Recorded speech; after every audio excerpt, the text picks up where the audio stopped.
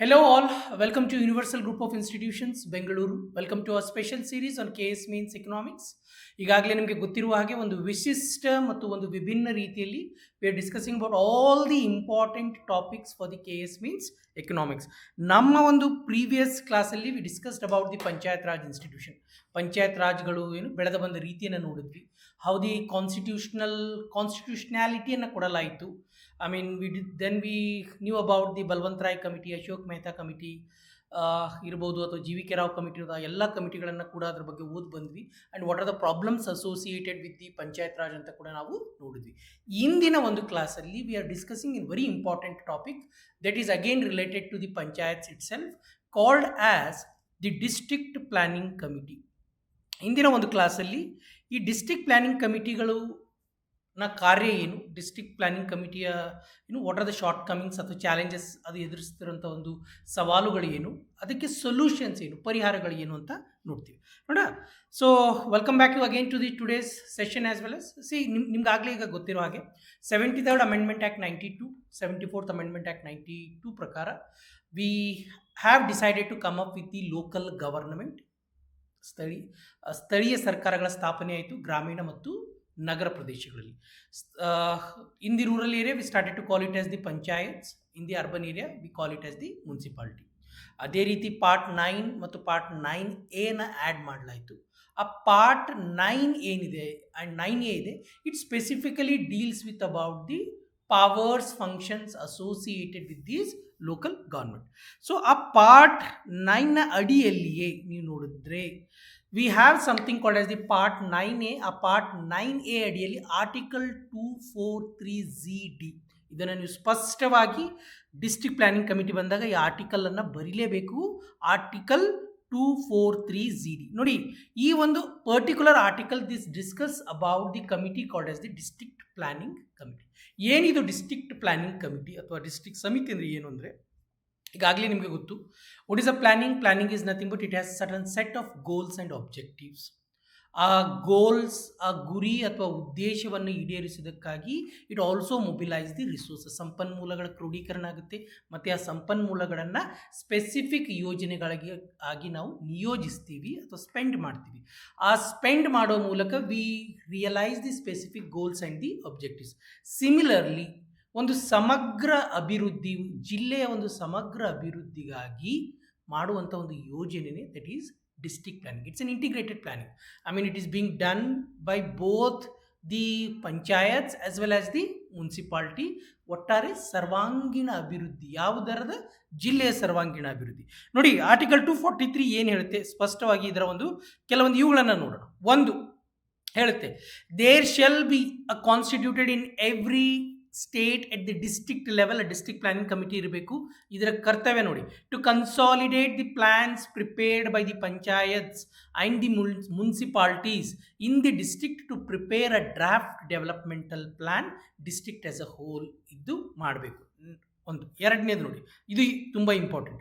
Legislature of a state may by law make a provision with respect to the composition of the district planning committee, the manner in which seats in such committees shall be filled ಅಂತ ಸ್ಪಷ್ಟವಾಗಿ ಹೇಳುತ್ತೆ.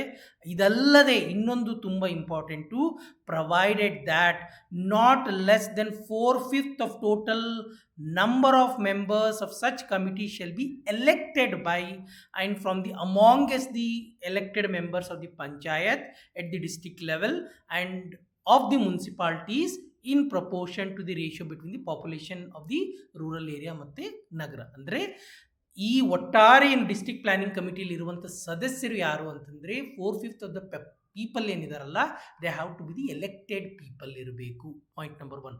ಅದು ಕೂಡ ಎಲ್ಲಿಂದ ಬರಬೇಕು? ಅವರು ಪಂಚಾಯತ್ಗಳಿಂದ ಕೂಡ ಬರಬೇಕು, ಅದೇ ರೀತಿ ಮುನ್ಸಿಪಾಲ್ಟಿಗಳಿಂದ ಕೂಡ ಅವರು ಬರಬೇಕು.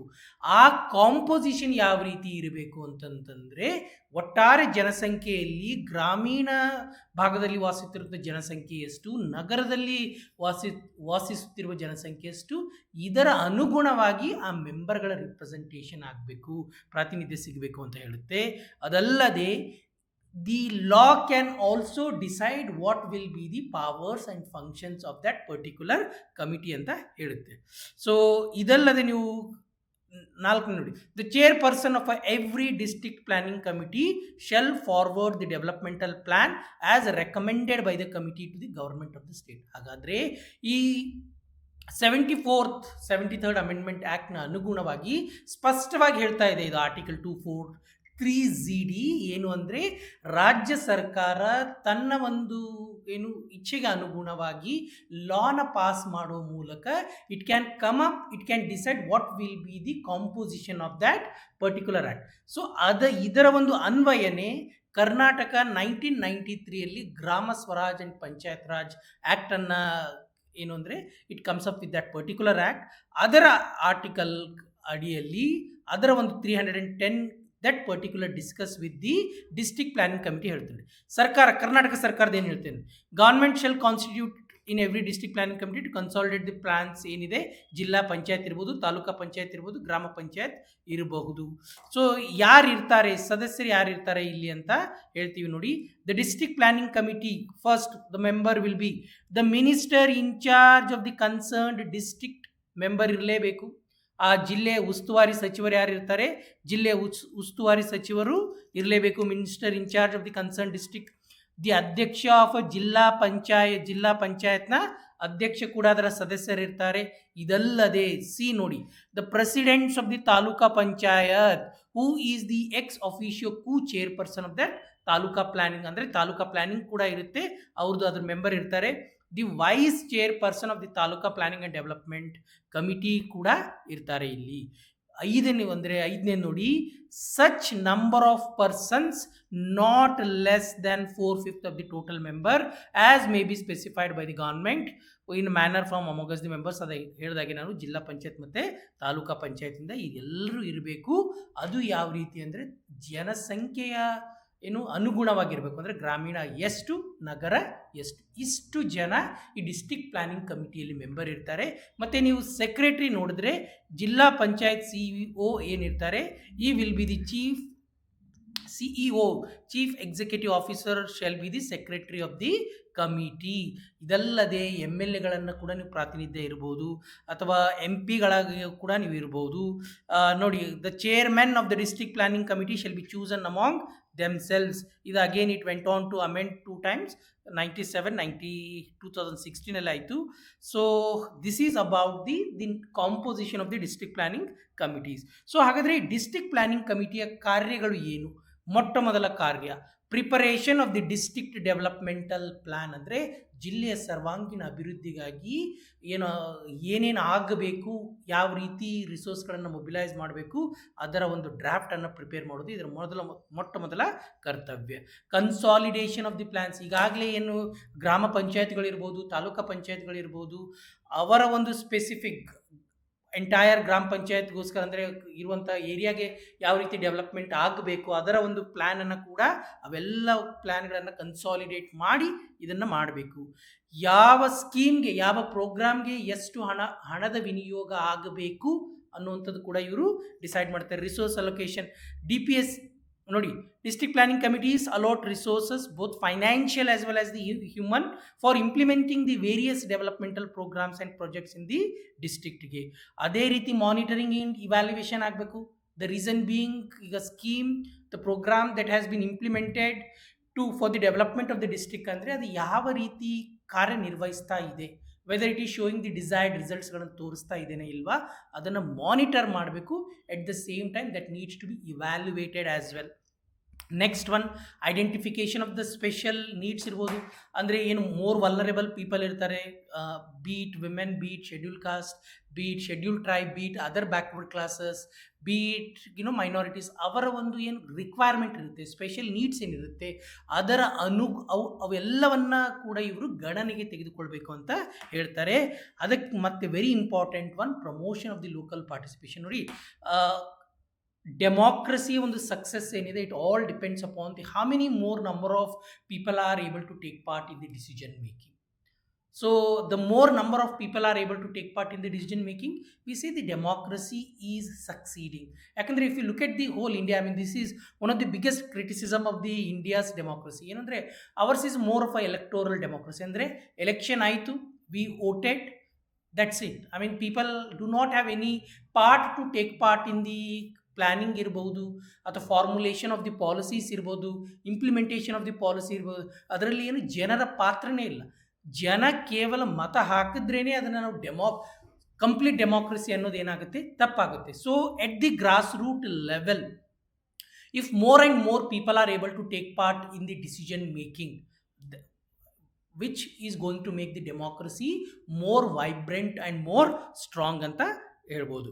ಸೊ ಅದೇ ರೀತಿ coordination between the various departments ಇರ್ಬೋದು. ಅಂದರೆ ಈ ಅಭಿವೃದ್ಧಿಯ ಯೋಜನೆ ಏನಿದೆ, ಈ ಅಭಿವೃದ್ಧಿ ಯೋಜನೆ ಸಕ್ಸಸ್ ಆಗಬೇಕು ಅಂತಂದರೆ ವಿವಿಧ ಇಲಾಖೆಗಳ ನಡುವೆ ಸಮನ್ವಯ ಬೇಕೇ ಬೇಕು. ಕೆಪಾಸಿಟಿ ಬಿಲ್ಡಿಂಗ್ ಆಗಬೇಕಾಗುತ್ತೆ ಅಂತಂದರೆ ಇರುವಂಥ ಜನ ಏನಿದ್ದಾರೆ ಅವರಲ್ಲಿ ಸ್ಕಿಲ್ಸ್ನ ಒಂದು ಬಲ ಸಂವರ್ಧನೆ ಆಗಿಲ್ಲ ಅಂದರೆ we will not be able to have the desired results.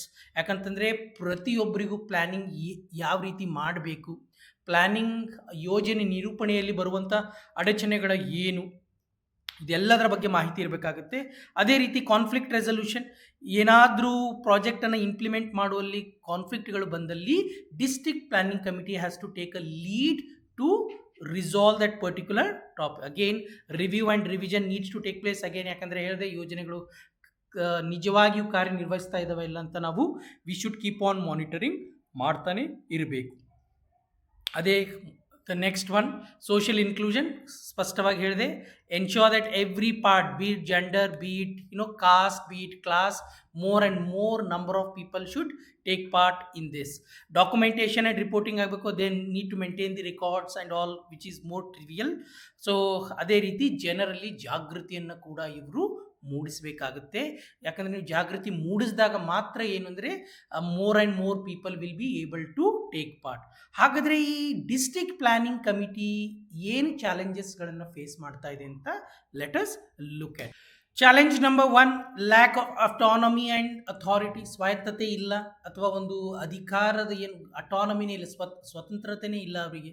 ಅಂದರೆ ರಾಜ್ಯ ಸರ್ಕಾರ ಈ ಡಿಸ್ಟ್ರಿಕ್ಟ್ ಪ್ಲಾನಿಂಗ್ ಕಮಿಟಿಗಳಿಗೆ ಬೀಟ್ ಫೈನಾನ್ಷಿಯಲ್ ಅಟಾನಮಿ ಇರ್ಬೋದು, ಬೀಟ್ ಪಾಲಿಸಿ ಮೇಕಿಂಗಲ್ಲಿ ಅಟಾನಮಿ ಇರ್ಬೋದು, ಅಂತಲ್ಲಿ ಸ್ವಾಯತ್ತತೆನ ಕೊಟ್ಟ. ನನಗೆ ಪಂಚಾಯತ್ ರಾಜ್ ಮಾಡೋಗನೇ ಸ್ಪಷ್ಟವಾಗಿ ಹೇಳಿದೆ ನೋಡಿ, ರಾಜ್ಯ ಸರ್ಕಾರಗಳು ಕೇಂದ್ರ ಸರ್ಕಾರಗಳ ಬಗ್ಗೆ ಕಂಪ್ಲೇಂಟ್ ಮಾಡುತ್ತೆ. ಏನು ಅಂತಂದರೆ ಕೇಂದ್ರ ಸರ್ಕಾರ ರಾಜ್ಯ ಸರ್ಕಾರಗಳಿಗೆ ಹೆಚ್ಚು ತೆರಿಗೆ ಹಣವನ್ನು ಏನು ಡಿವಾಲ್ವ್ ಮಾಡ್ತಾ ಇಲ್ಲ, ಅಥವಾ ಕೇಂದ್ರ ಸರ್ಕಾರ ರಾಜ್ಯ ಸರ್ಕಾರದ ಒಂದು ಏನು ಶಾಸನ ರಚನೆಯ ಒಂದು ಅಧಿಕಾರ ವ್ಯಾಪ್ತಿ ಇದೆ, ಆ ಅಧಿಕಾರ ವ್ಯಾಪ್ತಿಯಲ್ಲಿ ಎನ್ಕ್ರೋಚ್ ಮಾಡ್ತಾ ಇದೆ ಅಂತ ಹೇಳ್ತಾ ಇದೆ. ಅದೇ ರಾಜ್ಯ ಸರ್ಕಾರಗಳು ಈ ಪಂಚಾಯತ್ಗಳು ಮುನ್ಸಿಪಾಲ್ಟಿ ಅಧಿಕಾರ ವ್ಯಾಪ್ತಿ ಏನಿದೆ ಅದಕ್ಕೆ ಏನು ಮಾಡ್ತಾ ಇದ್ದಾರೆ, they are encroaching it. They are not making these panchayats or municipalities financially independent ಮಾಡ್ತಾನೆ ಇಲ್ಲ. Political and bureaucratic interference. ಈಗ ನೀವು ಡಿಸ್ಟ್ರಿಕ್ಟ್ ಪ್ಲಾನಿಂಗ್ ಕಮಿಟಿಯಲ್ಲಿ ನೋಡಿ, ನಾವು ಸ್ಪಷ್ಟವಾಗಿ ಹೇಳಿದ್ವಿ, ಅಂದರೆ there will be 2 kind of members. One will be the elected, another one will be the nominated members. ಈಗ ಬಿಹಾರ್ ಅಂತ ರಾಜ್ಯಗಳನ್ನು ನೀವು ನೋಡಿದ್ರೆ all the members are happens to be the elected members, nominated ಮೆಂಬರ್ಸೇ ಇಲ್ಲ. ಅಂದರೆ ಈ ಯೋಜನೆ ನಿರೂಪಣೆ ಸಮಿತಿಯಲ್ಲಿ ಎಕ್ಸ್ಪರ್ಟ್ಸ್ಗಳೇ ಇಲ್ಲ. There are no economists, there are no policy makers. ಅವಾಗ ಇಲ್ಲ ಅಂತಂದರೆ ಅವಾಗ ಏನಾಗುತ್ತೆ, it completely crippled or it is completely occupied with all the bureaucrats, all the politicians ಇರುತ್ತೆ. So they will policy effective ಆಗಿ ಮಾಡೋದಕ್ಕೆ ಆಗಲ್ಲ.